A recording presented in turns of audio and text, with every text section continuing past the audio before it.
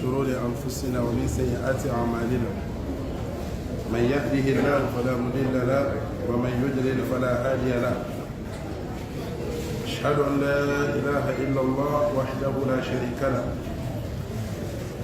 وأشهد أن محمدا عبده ورسوله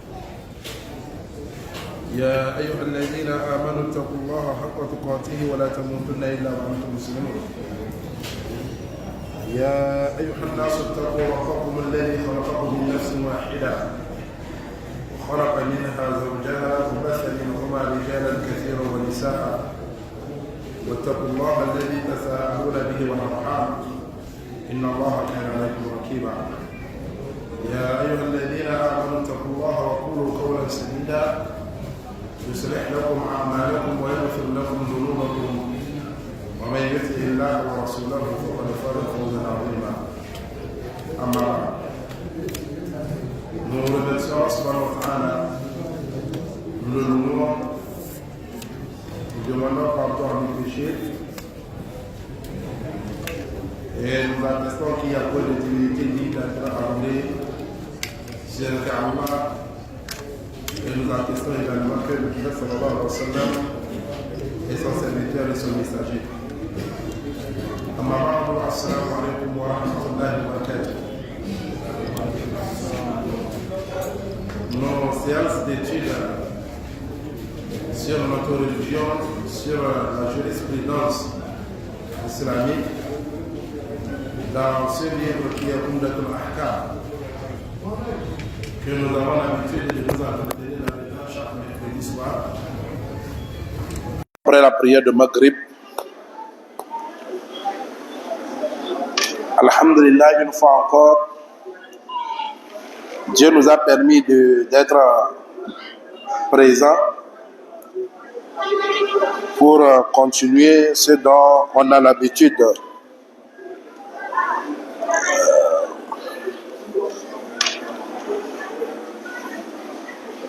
Dernièrement, nous avons entamé un nouveau chapitre.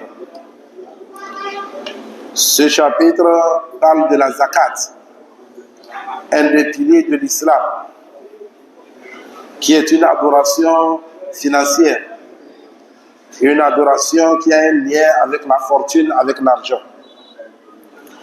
Que l'islam, par sa grâce, par sa générosité, à légiférer à ses serviteurs, ceux-là qui ont les moyens, ceux-là qui ont de la fortune, de prélever dans leur fortune une partie de leur richesse et remettre aux pauvres. Tout ceci, ça fait partie des bienfaits de cette religion. Ça fait partie des images que cette religion présente au monde. Que c'est une religion d'égalité. C'est une religion qui a pitié du pauvre, qui pense toujours aux pauvres. Donc c'est l'une des beautés de cette religion. Il a apporté l'égalité, la compassion, la sympathie, la coopération entre ses fils. Et il a essayé de couper tout lien, toutes choses qui peuvent toutefois amener l'insécurité, qui peut toutefois s'aimer de la haine entre les serviteurs d'Allah subhanahu wa ta'ala. Et cette zakat, ça sert également d'être une purification. Ça sert à purifier le propriétaire de l'avarisme. Ça purifie également aussi sa richesse. Donc, et ça fait développer, ça fait agrandir cette richesse-là. Donc pour cela, c'est très très très important à un musulman, à chaque fois qu'il est temps de prélever la zakat, de la prélever et de ne pas laisser Satan prendre le dessus de lui, de ne pas laisser sa crainte pour la pauvreté de prendre le dessus sur lui jusqu'à ce qu'il va refuser de prélever cette zakat-là. On avait lu le verset, ceux-là que Allah subhanahu wa ta'ala a donné de la richesse et ils refusent de prélever cette zakat de leur richesse, ça, Allah subhanahu wa ta'ala va leur punir le jour de la résurrection avec cette richesse-là. Aujourd'hui, nous allons prendre les hadiths, comme d'habitude, des hadiths qui vont parler de ce pilier, ce grand pilier parmi les 5. On va prendre des hadiths qui vont parler là-dessus. Ce premier hadith qui est notre 166e hadith de ce livre. An Abdullah ibn Abbas radiyallahu anhuma qala. Ce hadith a été rapporté par Abdullah, le fils d'Abbas, que Dieu les agrée tous. Qala Rasulullah sallallahu alayhi wa sallam li Mu'adh. Le prophète sallallahu alayhi wa sallam a dit à Mu'adh, un de ses compagnons, Ibn Jabal, hina ba'athahu ila al-Yaman. Au moment où le prophète sallallahu alayhi wa sallam était en train de lui envoyer vers Yémen pour la da'wa, pour appeler les gens du Yémen vers cette religion. Le prophète sallallahu alayhi wa sallam, au moment où les Sahaba ont bien compris cette religion, et cette religion avait besoin d'être éparpillée, d'être envoyée vers les gens, le prophète sallallahu alayhi wa sallam a commencé par envoyer ses compagnons. Et Mu'adh bin Jabal faisait partie de ceux-là. Et le prophète sallallahu alayhi wa sallam lui a envoyé vers Yémen. Et voilà ce que le prophète sallallahu alayhi wa sallam lui a dit. Innaka sata'ati qawman ahlal kitab. Moi je t'envoie vers un peuple. Yémen, ils sont des gens du livre. Ils sont des gens du livre. Les gens du livre, comme nous le savons dans le Saint-Coran, ahlul kitab, c'est les juifs et les chrétiens. Et ces deux, eux tous, ils ont reçu le livre provenant d'Allah subhanahu wa ta'ala par le biais de leurs messagers, qui sont Moussa et Isa. Et ces livres sont à Torah ou l'Injil.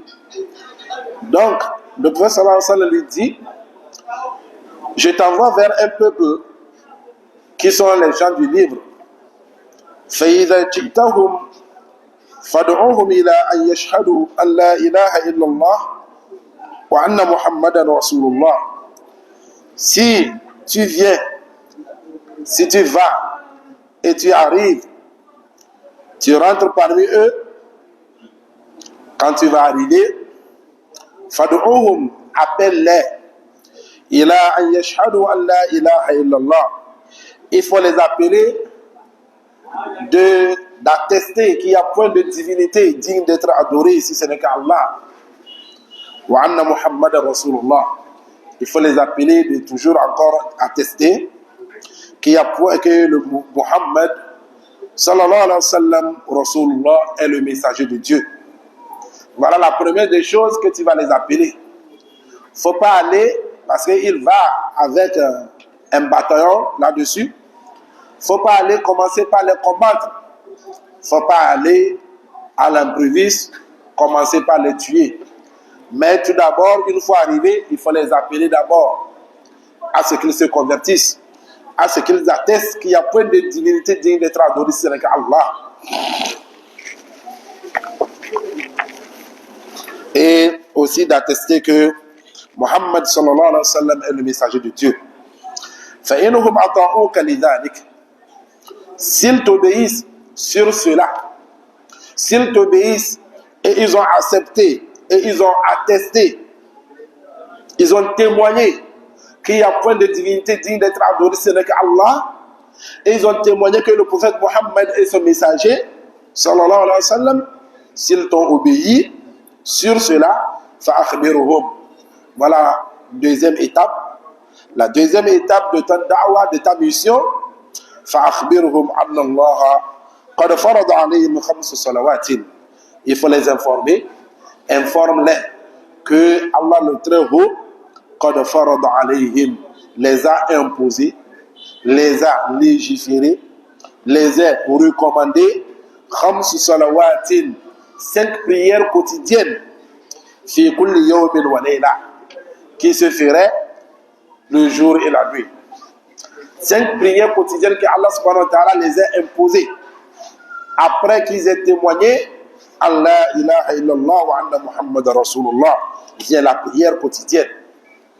فإنهم أطاعوك لذلك, s'ils t'ont obéi encore, une fois encore, et ils ont accepté d'accomplir ces 5 prières quotidiennes, فأخبرهم أن الله قد فرض عليهم صدقة, dites-les que Allah subhanahu wa ta'ala les a imposé une aumône, une sadaqa, tu'khadhu min aghniyaihim faturaddu ala fuqaraihim. Cette aumône, on va la prendre de leurs riches parmi eux et remettre aux pauvres qui vivent parmi eux. Cette aumône, ce n'est pas toi qui vas les mettre dans ta poche, mais plutôt tu vas retirer ça des riches et remettre ça aux pauvres. فإنهم أطاعوك لذلك, si ils t'obéissent et ils ont donné, ils se sont acquittés de leurs zakat et tu les as remis aux pauvres parmi eux, فإياك وكرائم أموالهم, méfie-toi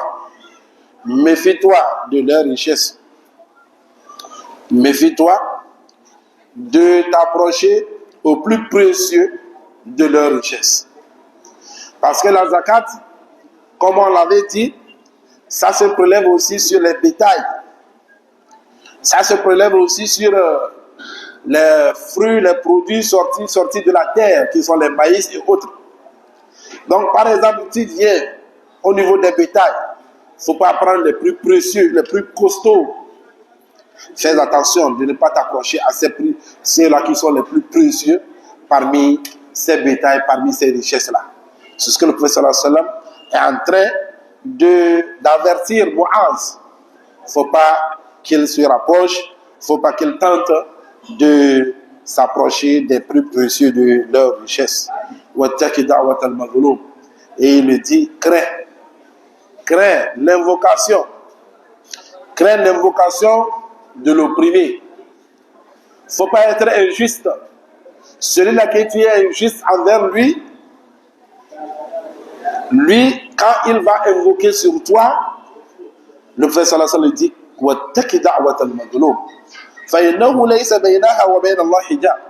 il n'y a même pas d'intermédiaire, il n'y a même pas de blocage, de blocus entre l'opprimé, son invocation, entre l'invocation et Allah subhanahu wa ta'ala, il n'y a même pas de blocus.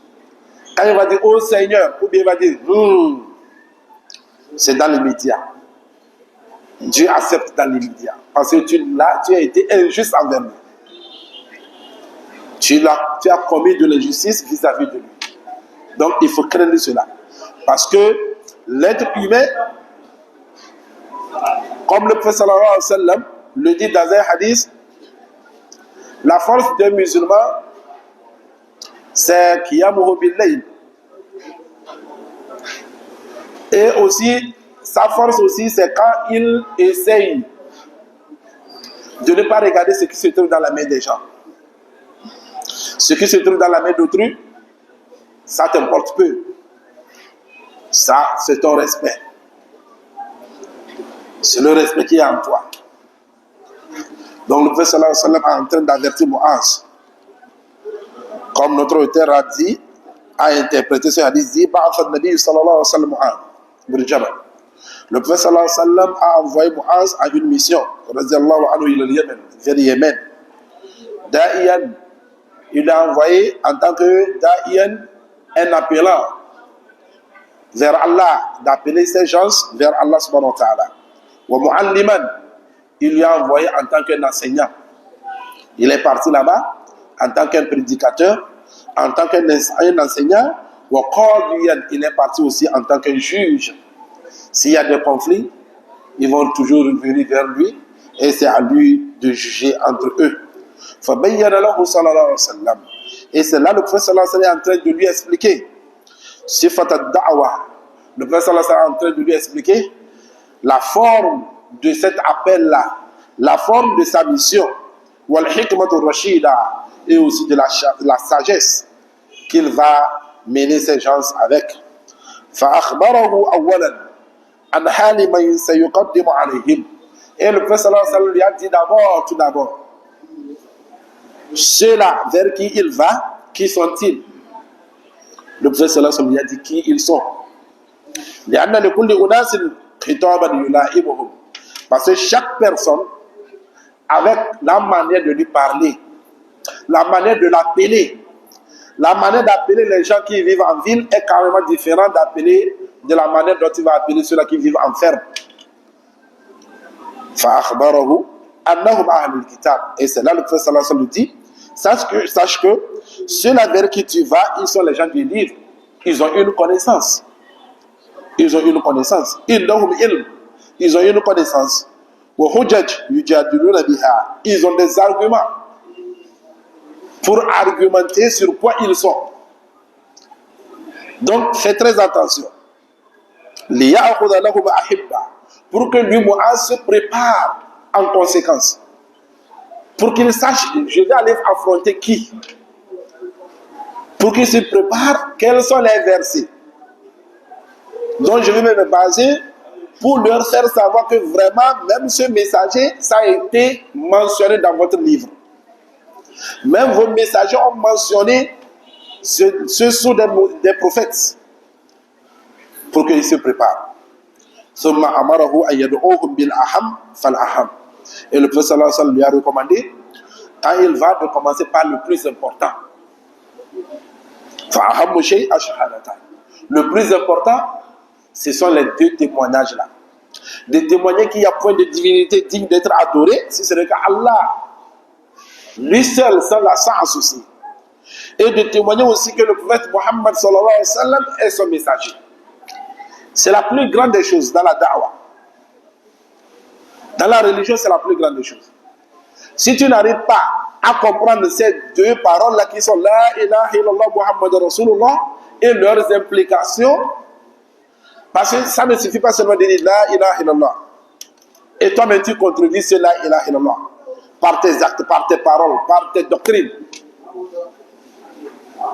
Ça ne s'agit pas seulement de dire Muhammad Rasulullah et tu ne connais pas qui est Muhammad sallallahu alayhi wa sallam. Qu'est-ce qu'il t'a recommandé? Quelle est la religion qu'il est venu prêcher?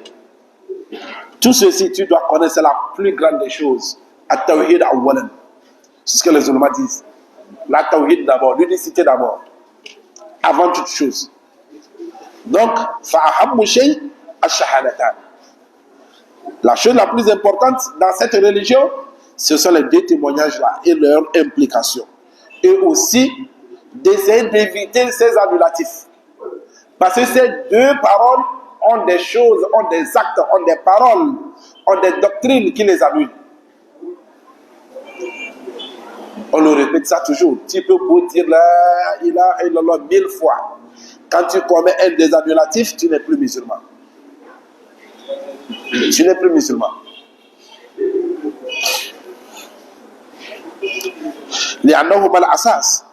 Parce que ces deux témoignages sont la fondation. Cette fondation-là que la construction ne peut pas se tenir si cette fondation n'est pas bien fondée. Donc tout ce que tu peux faire dans cette religion, si ce témoignage-là n'est pas bien fondé, n'est pas en place, tout ce que tu feras dans cette religion est nul, est battu, est annulé. Et il n'y a rien qui te serait pour récompenser là-dessus. Il n'y a rien que tu auras. Tant que ces deux témoignages-là ne sont pas en place. La ilaha illallah Muhammad Rasulullah sallallahu alayhi wa sallam. فلا تصح العبادات إن لم يوجد الإقراء قلبا وقالبا بهما. Il dit, l'adoration n'est pas valide s'il n'y a pas de reconnaissance de celle-ci. Quand tu n'es pas en connaissance de ces deux témoignages, il n'y a rien de tes adorations qui seront valides en cœur et en âme. En cœur et en âme, tu dois maîtriser, tu dois connaître ces deux témoignages-là. Et leurs implications, bien sûr. ثم أمره إذا أطاعوه بهما أن يدعوهم إلى أهم العبادات وهي الصلوات الخمس المكتوبة. Et s'ils ont témoigné, ils ont su les implications, les annulatifs, ce qu'il faut, ce qu'il ne faut pas. À base de ces deux paroles, ils ont initié Allah subhanahu wa ta'ala dans l'adoration, ils ont initié son messager dans l'obéissance. Il faut les recommander, appelle-les vers la plus grande, la plus importante des adorations. La plus importante des adorations, c'est la prière, les 5 prières quotidiennes. Ces 5 prières quotidiennes qui fait la différence entre nous et les non-musulmans. Celui-là qui délaisse ces 5 prières quotidiennes n'est pas musulman, comme le dit les ulémas, comme c'est venu dans les hadiths. ثم يبين لهم بعد الالتزام بالصلاة فريضة الزكاة. Après qu'ils ont accompli bien les 5 prières quotidiennes, il faut qu'on leur dise, il faut qu'on leur enseigne que Allah subhanahu wa ta'ala a obligé la zakat. Allati hiya qarinatu salah. Cette zakat qui est le compagnon de la prière. Parce que la plupart des temps, des passages dans le Saint-Coran, quand Allah dit wa aqimu salah wa atu zakat, c'est son compagnon. Donc à chaque fois que la prière vient, la zakat suit. Wa hiya al-ibadatu al-maliyya. C'est une adoration financière. Après l'adoration physique. L'adoration physique, c'est la prière. Quand tu pries, on te voit prier. La zakat aussi, c'est l'adoration financière. Tu dois lever l'argent. Et aussi, l'objectif, c'est l'entraide entre les musulmans. L'égalité entre les musulmans. C'est l'objectif de la prélévation de la zakat. Pour cela, pour cela, cette zakat, on prend cela des riches, de ceux-là qui en ont, de ceux-là qui ils ont atteint le quota de la zakat, et on donne ça aux pauvres. Après cela, le prophète sallallahu alayhi wa sallam lui a encore enseigné, lui a encore dit, ثم يبين له ما لهم من حق الإنصاف. Et le prophète sallallahu alayhi wa sallam a dit à Muaz le droit de ceux-là vers qui il va. Ils ont droit à l'égalité. Ils ont droit à la justice. Il faut être juste. Il faut être juste quand tu vas vers eux. Voilà, adl ba'd al-iltizami bi ada'i zakat. Après qu'ils sont engagés, ils se sont engagés à s'acquitter de leur zakat, toi, Muaz, sois équitable, sois juste envers eux.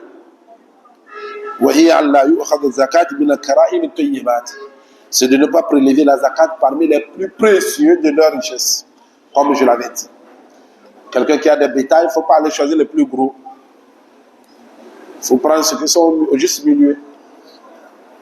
Parce que c'est la zakat, toi tu vois les boutons, tu vas aller prendre les plus gros, les plus costauds. Non, ça, c'est pas de la justice. Malgré que c'est ce droit, ça appartient à Allah subhanahu wa ta'ala. Mais Allah, le prophète sallallahu alayhi wa sallam dit d'être juste. Il ne faut pas mettre tes yeux sur ces plus précieux de leur richesse. Tu vas prendre ce qui est au juste milieu. Parce que tout ceci, c'est l'entraide et l'égalité. L'égalité aussi, on ne va pas aller prendre et nuire aux propriétaires de la richesse.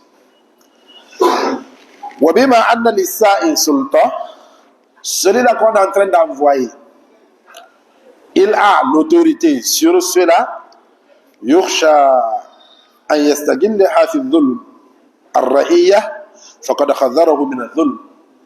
Comme il a l'autorité, comme on l'avait dit, on l'envoie en tant que da'iyan, un appelant, un prédicateur, un enseignant et en tant qu'un juge.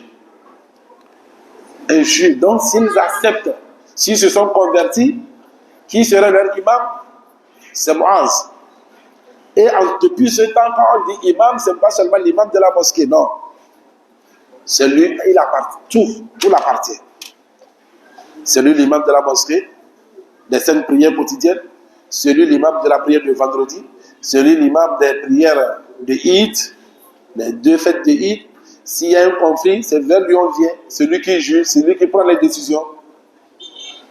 Donc, comme il a cette autorité-là sur lui, on craint souvent ceux-là qui ont des autorités sur des gens d'être injustes, d'utiliser cette faveur, cette opportunité à être injuste vis-à-vis de ceux-là qui sont en train de gouverner. C'est pour cela que le prophète sallallahu alayhi wa sallam lui a averti de cette injustice-là.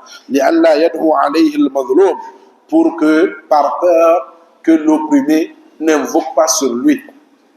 Par peur que celui-là à qui on a commis cette injustice, il ne faut pas qu'il se plaint de Muaz jusqu'à invoquer des mauvaises invocations, des mauvaises prières sur Muaz. Alladhi tajidu da'watahu abwab as-sama'i muftaha. Celui-là, l'opprimé qui verra par ses prières, il va voir les portes des cieux ouvertes. Ces portes seront ouvertes et ces prières iront vers Allah subhanahu wa ta'ala direct, sans intermédiaire, sans aucun blocus. فتلج حتى تصل إلى الحكم العدل. Et il a le hakam al-adl.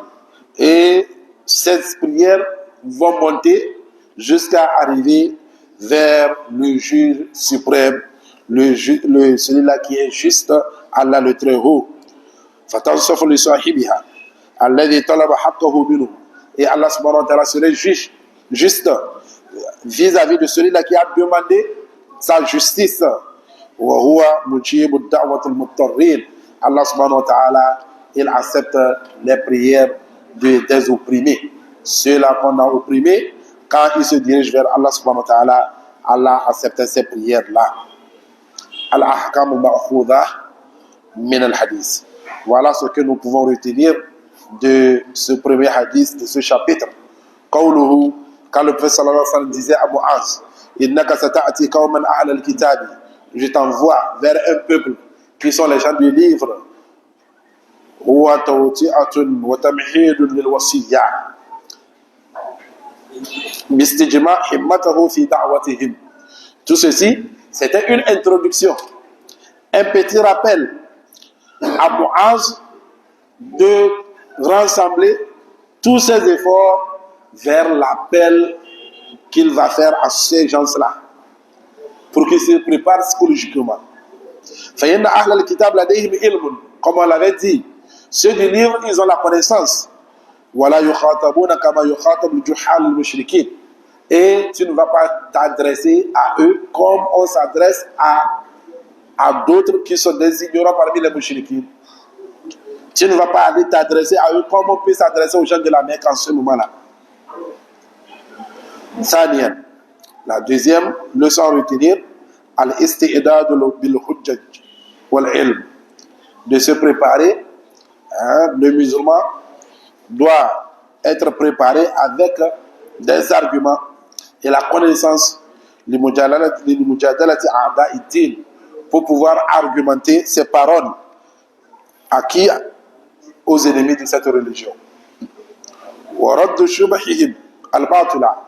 Et avec ces arguments et cette connaissance, tu peux toutefois repousser leurs doutes qu'ils sèment entre les gens. Parce que les ennemis de cette religion, toujours et toujours, ils essayent de semer des doutes en nous, de semer des doutes dans cette religion-là.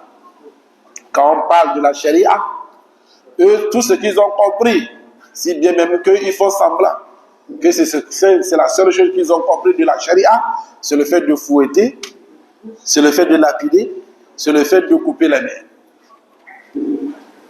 Eux, c'est tout ce qu'ils ont compris de cette charia.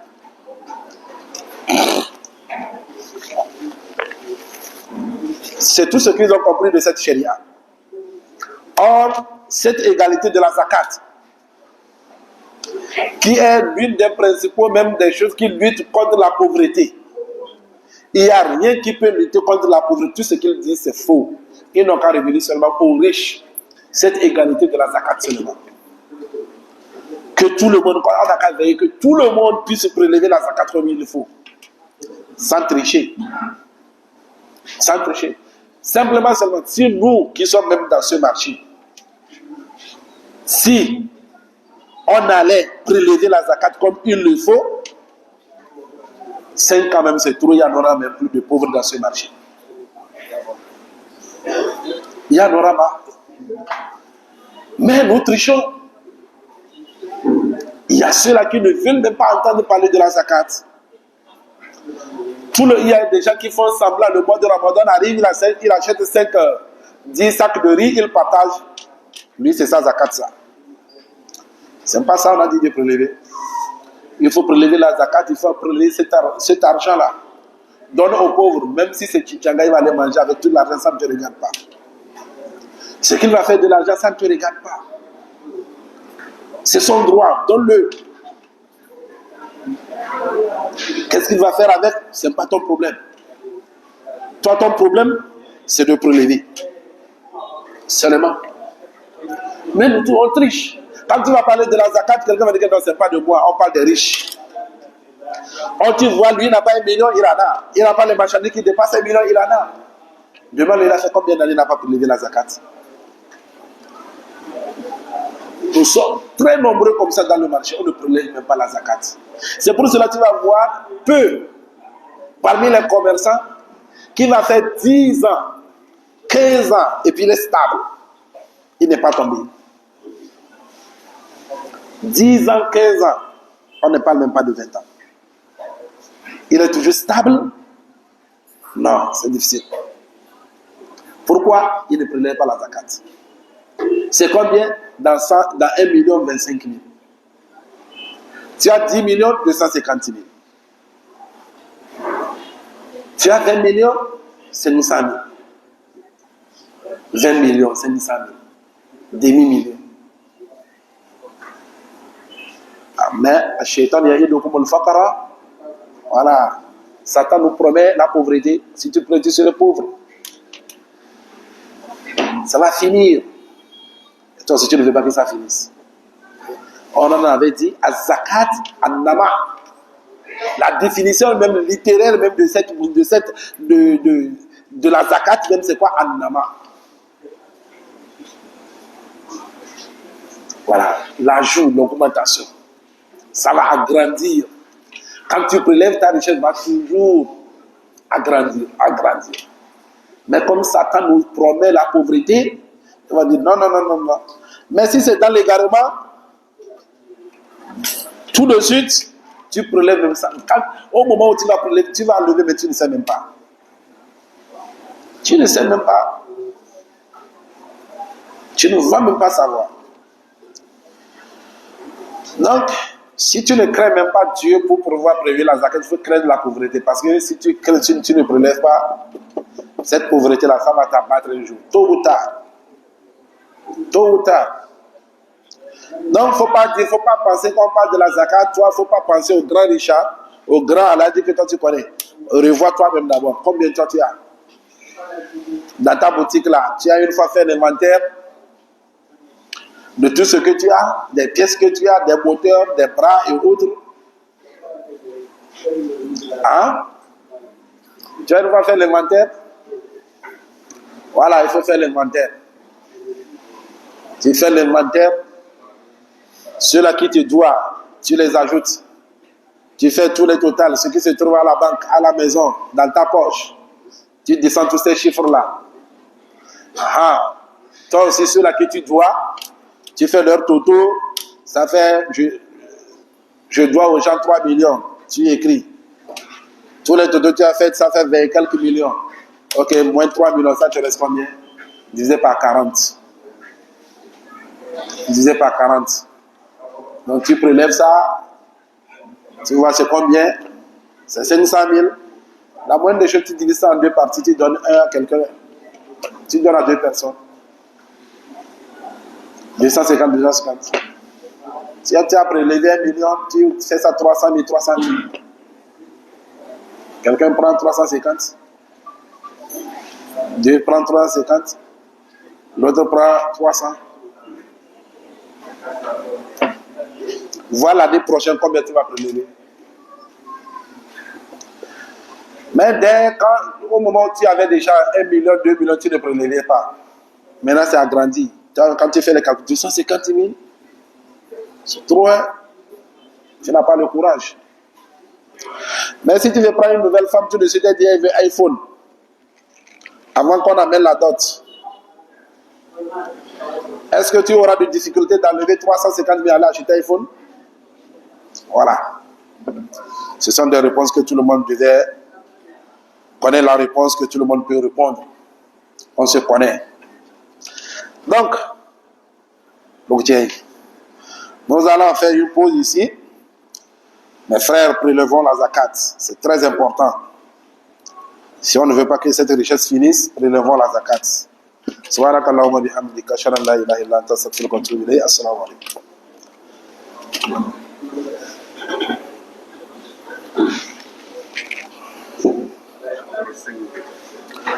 da ce wani lokaci ya kai ta na ce lokaci ya kai shi ta kai shi ya lura nan hadisi ke sallawa